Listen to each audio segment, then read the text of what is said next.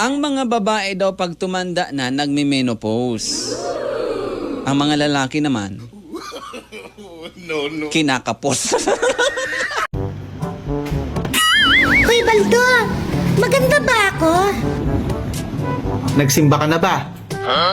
La, ang layo naman ng sagot mo sa tanong ko. Yan layo din naman sa katotohanan yung sinasabi mo. Gago! Bang bang. Pangit daw ako sa TikTok. Hoy! Para sabihin ko sa inyo, ha? Pangit din ako sa personal.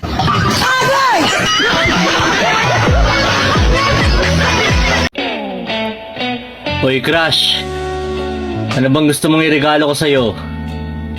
Gusto mo ba ng bulaklak?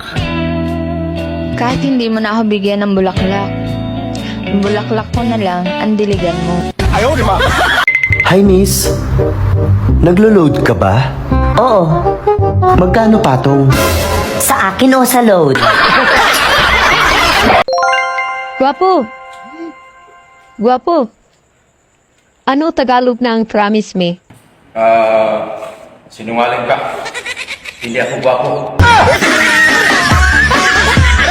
Sabi daw nung anak sa nanay niya, Nay, ipagdasal niyo po ako na masagutan ko po yung exam namin mamaya. Sabi naman nung nanay, kayang-kaya mo yan anak. Ako nga na magulang mo, sinasagot mo. Yan pa kayang exam. Hindi lahat ng pawis galing sa trabaho. Yung iba, galing sa kwarto.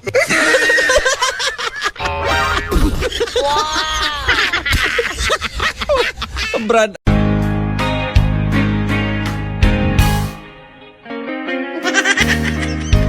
Panahong sinayang ko,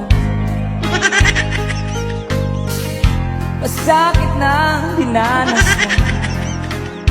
No'y di ko nakita ang iyong pagdurusa.